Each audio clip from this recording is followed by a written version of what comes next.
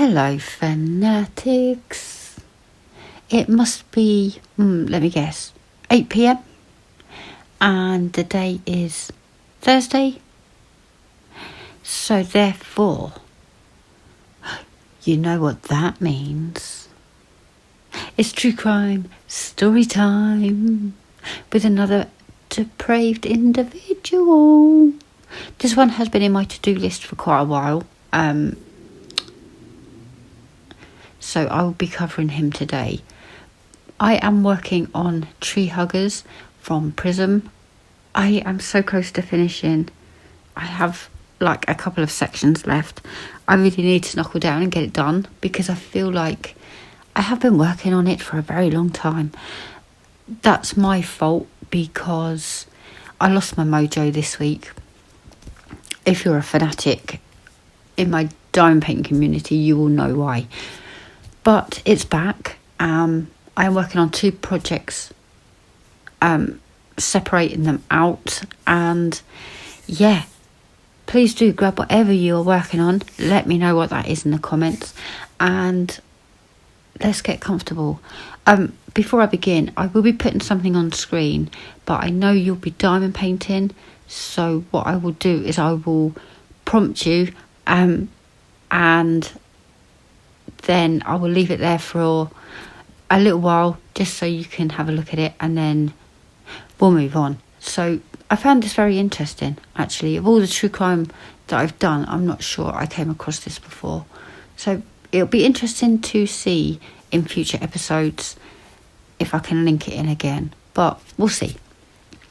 Okay, so today we are going to be talking about Arthur John Shawcross.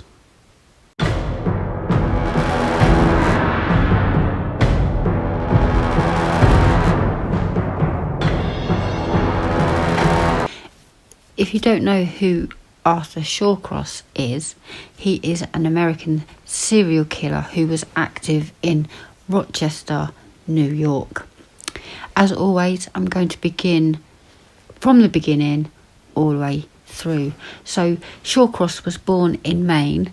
He was the first of 4 children to Arthur and Elizabeth, known as Bessie. His family moved to Watertown, New York, when he was young.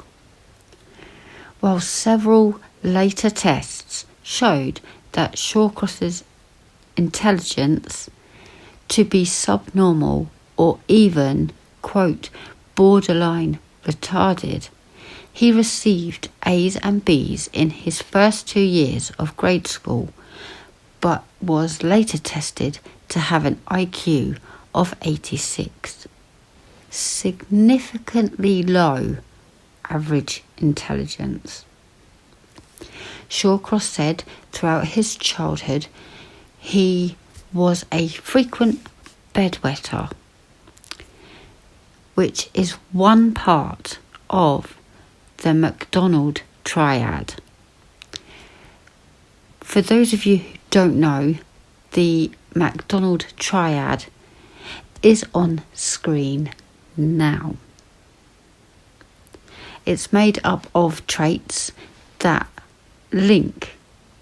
It's several traits that link together to kind of form a serial killer. So bedwetting is one. So let's see how many more he ticks off. He later claimed his mother performed oral sex on him for several years, starting when he was 7. And during junior high school, he had relations with his sister. Shawcross had a reputation at school as a bully and would frequently act out violently. He dropped out of high school in 1960. In April 1967, he was 21. He was drafted by the army. At this time, Shawcross's Shawcross divorced his first wife and gave up his rights to their 18-month-old son, who he never saw again. He served one tour of duty in Vietnam, where he boasted of grotesque combat exploits, such as beheading and nailing their heads to trees as a warning to the opposition. In reality, he never served in a combat position. After Vietnam, he was stationed at Fort Sill in Lawton, Oklahoma, as an armourer. His second wife, Linda, experienced several aspects of his disturbing behaviour, especially his penchant for starting fires. Is that a second trait on the MacDonald triad? Oh, okay. An army psychiatrist told her that Shawcross derived sexual enjoyment from fire starting. After his discharge from the army, Shawcross moved with his wife from Oklahoma to Clayton, New York. His wife would soon divorce him, and he began committing crimes such as arson and burglary. His offences earned him a 5-year sentence at Attica Correctional Facility. After serving 22 months, he was granted an early release in October 1971, in part due to his role in the rescue of a correctional officer during a prison riot. Now, kudos, he saved an officer, which was admirable, but something tells me that if he hadn't got an early release,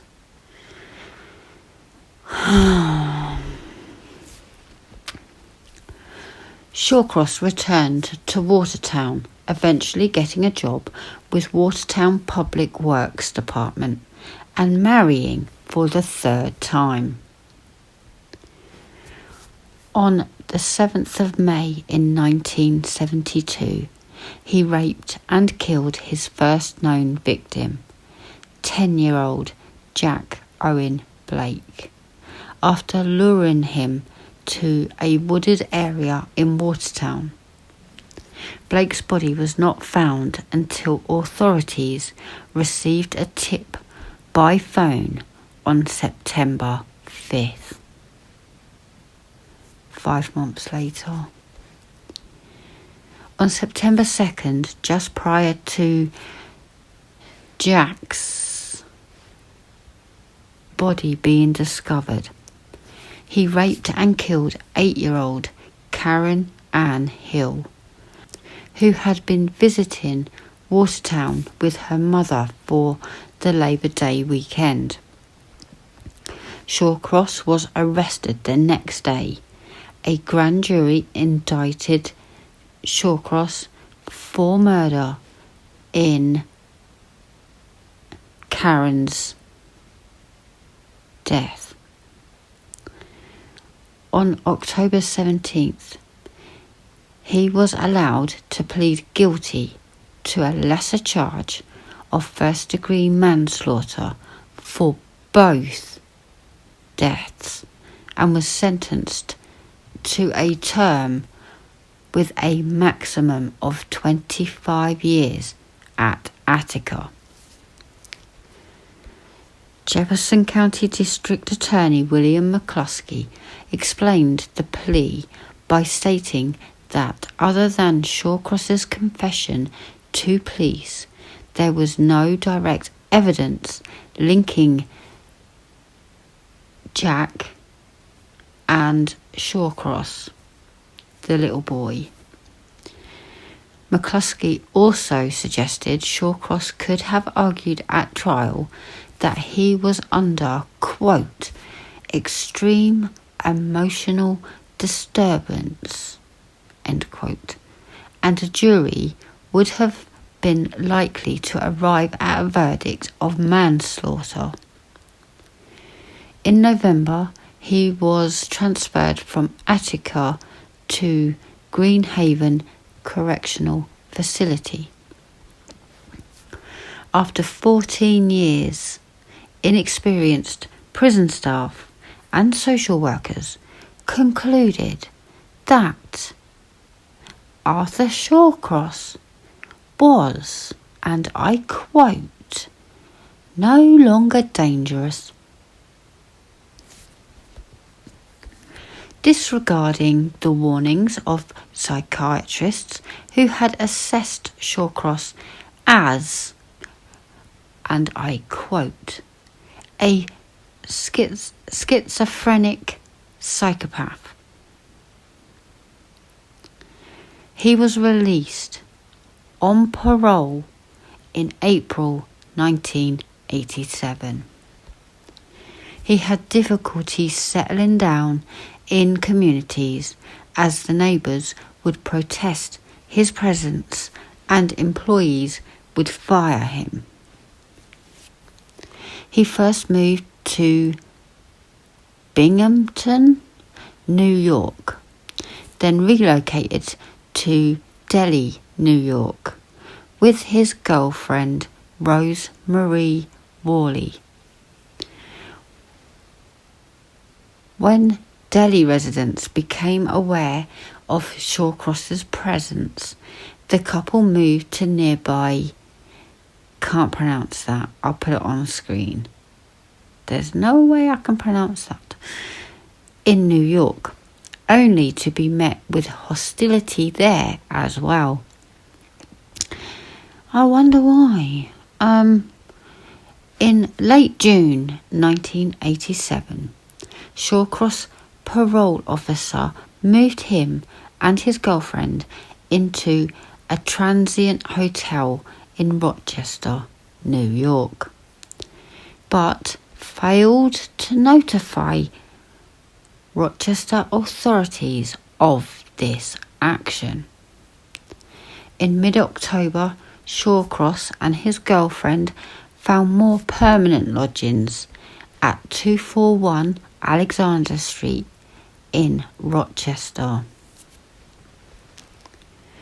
In March 1988, Shawcross began murdering again, primarily sex workers in the area, apart from June Scott, who was a local and was the first one of his victims to be mutilated after her death. Before his capture, less than 2 years later, he was convicted of 11 murders, with a 12th not officially charged to him. The victims were Dorothy Blackburn, known as Dotsy, Anna Marie Stephan, 28,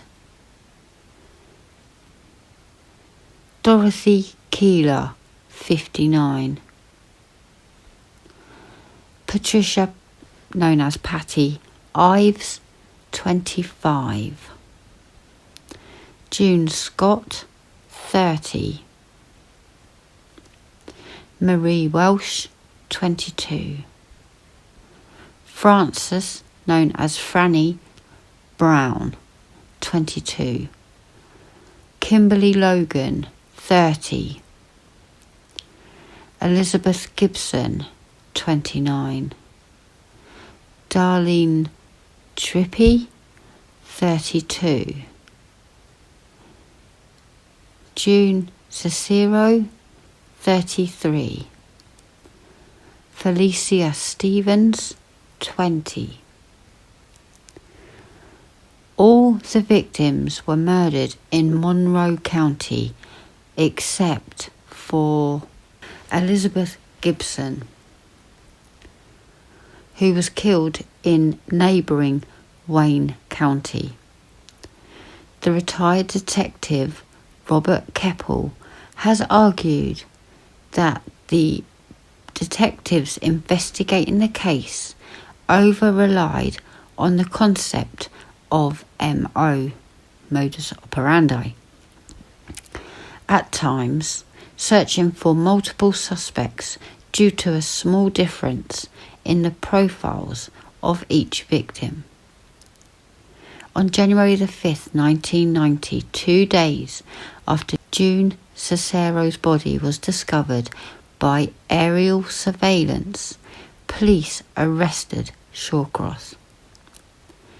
He had been spotted by an eyewitness and a police surveillance team standing near his car, apparently urinating on a bridge over Salmon Creek, where the body of his final victim had been dumped.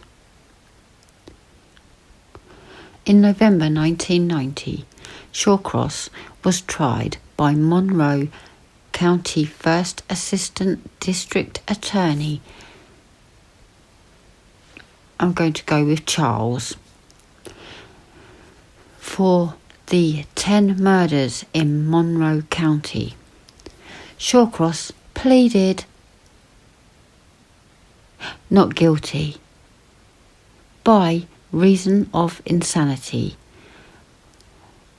with testimony from forensic psychiatrist Dorothy Lewis that he had brain damage, multiple personality disorder, and post-traumatic stress disorder, and had been sexually abused as a child. Lewis also claimed that Shawcross moved into a separate internal personality named Bessie when he killed, arguing for Shawcross to be institutionalized rather than being returned to the prison system. Shawcross, who had served in Vietnam with the 4th Supply and Transport Company of the 4th Infantry Division, had told many outlandish tales of murderous activities, including cannibalism, often perpetrated while alone in the jungle.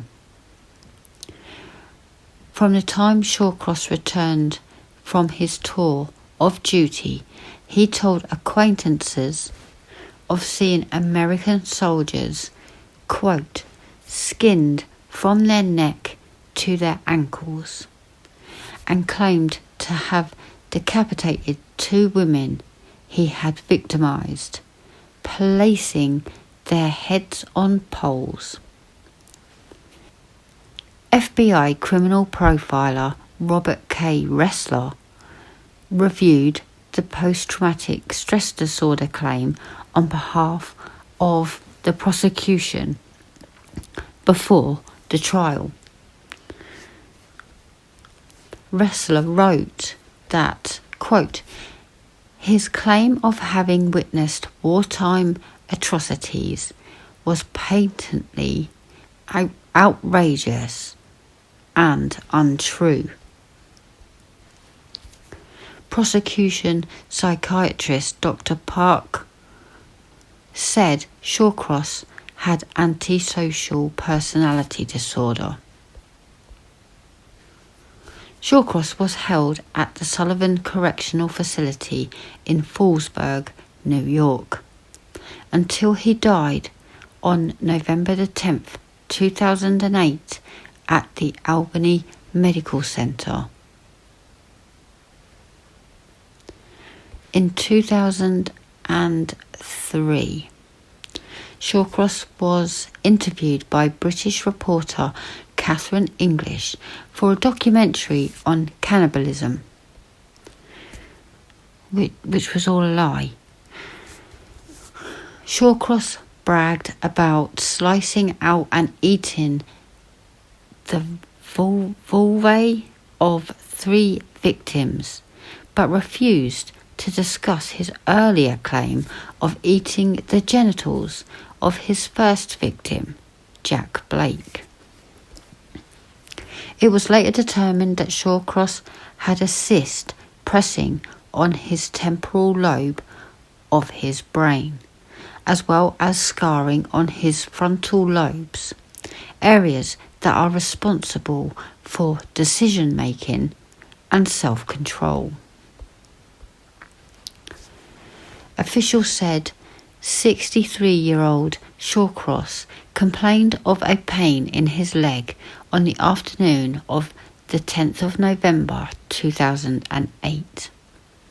He was taken to Albany Medical Centre, where he went into cardiac arrest and died shortly after. He was pronounced dead at 9:50 p.m. And there you go.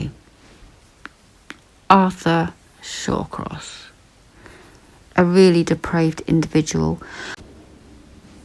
This is upsetting because, one, he helped the prison guard and was released early, went on to be a psychopath. Then he was released early and killed a lot more people against advice that he is a psychopath. I was also going through this and I noticed that, I can't remember her first name, but Lewis, she was also involved in the Ted Bundy case. I'm 99% sure it's the same psychiatrist, you know, and she seems to have a sympathy for people in what I'm picking up on, because she was like all sympathetic towards Ted. Oh, you know, he went through a trauma and he didn't know who his real parents were, and here she is saying, oh well, he was abused by his parent, and do you know what I mean? She just seems to have a psychiatrists are supposed to be like down the middle, unbiased. That's the word I'm just looking for. But yeah, this case is really, really sad. A lot of people died when he should have stayed in prison. And yeah, very, very tragic in my opinion. Thank you so very much for keeping me company. Yeah, I have a couple of short, sharp true crime story times for you, and I promise when I am settled into my new house and all is good, I'm going to get back into diving into more lengthy ones for you, because I know you love diamond painting alongside with me for my Fanatics. Yeah, I will do that for you guys. I'm trying to get a couple done in advance so that you don't miss me too much while I am awaiting internet at my new house. So I hope you have a wonderful evening. Thank you so much for keeping me company. If you have any recommendations, I know on my Monday Night Live, a couple of you came forward and said, hey, do you take recommendations? Because here's one, and here's one.